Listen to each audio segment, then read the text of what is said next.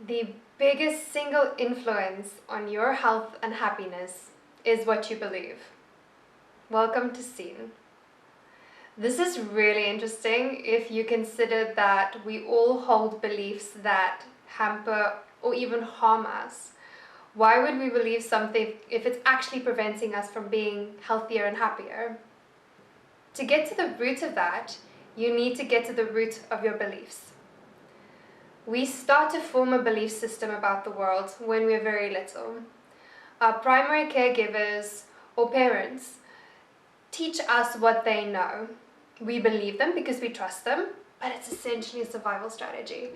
And we take on board what they tell us about the world. That begins to form the foundation of our belief system. This is a form of inheritance. If you look into certain diseases, things that are linked to lifestyle, it's not necessarily genetic things that we've inherited from our parents. It's thought patterns, habits, behaviors, and all of these things are firmly rooted in what you believe. If you believe that you've gone for a run and now you deserve a reward and you have a great big piece of cake, that's a belief system informing your choices. This can have a measurable impact on your body, on your health, and your happiness. As we grow older and we become more independent, we can start to question our belief system because we may experience dissonance. Dissonance in this case is when you act in a certain way, but it doesn't feel authentic, it doesn't feel like it fits, but you feel compelled to do it anyway. It could well be that you hold a belief that you might have inherited, but it doesn't really fit your personality. It doesn't really synchronize with your life experience and your reality. As we then start to question these beliefs, we can start to change them, but do bear in mind, beliefs are some of the hardest things to change, especially ingrained ones. These beliefs were given to us to keep us safe in the world, to give us structure.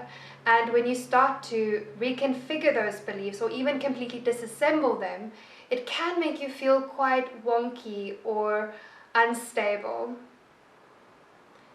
Throughout our life, our belief system will change anyway, whether it's consciously or unconsciously. Consciously is when you make a decision that you're going to see something differently. Unconscious ones are a little more tricky because they are informed by things that enter our mind without us consciously paying attention. If you think about people who have the radio playing in the background and they're not actively listening to it, they're not filtering this information, they're not having a debate with whatever's on the radio, the information just comes in and comes in and comes in. And if you hear something enough times, your brain doesn't understand that that's not your friend or your parent or your caregiver telling you something. It starts to create a belief in your brain. It's information that we consume unconsciously without questioning it. So how do you question these unconscious beliefs? You pay attention to what you're saying when you're not paying attention. It's things you say like, I can't do that. Something like that would never happen to me. I don't have the time for that. It'll probably not work. I'm not that lucky. I'm fine, thanks. I'm so busy. I'll be happy when.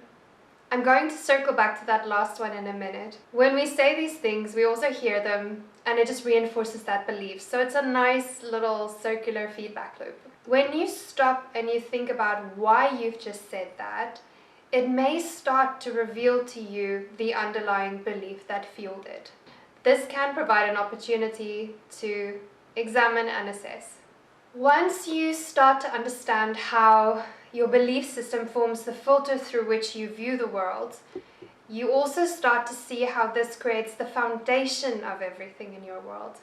Then you can start to think about how, if you change that filter, you can change things in your life.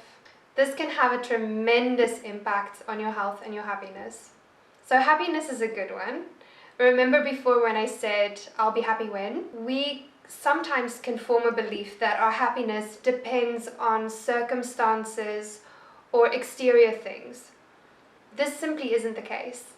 We all have a baseline happiness, and it can be affected by events in our life, but it will always kind of return back to our baseline.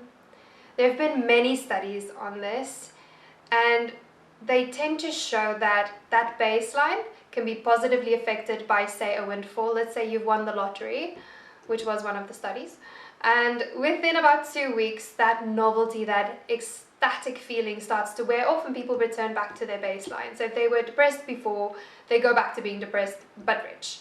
The same is true for people who've had negative events occur. It takes a little bit longer, but they will return back to wherever their baseline was before the adverse event occurred.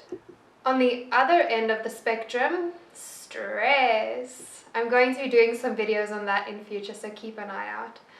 So stress is fundamentally a perception problem, a belief system problem. We can tend to have a baseline stress level, high or low, and certain events will increase our stress and certain events will temporarily lower our stress, but we return back to our baseline. And understanding and knowing how to adjust your perspective and your belief around this can help to either reduce your baseline or increase it. Not good. Now for a question. Take a moment to consider, do you fundamentally consider the world that you live in to be a safe place? Whatever your answer was, how do you think that affects the way that you move through the world? Thanks so much for watching. I value any comments or questions, and please do share this video if you found value in it. And lastly, hit subscribe. Thank you. Parents or caregivers can create... Are you kidding me?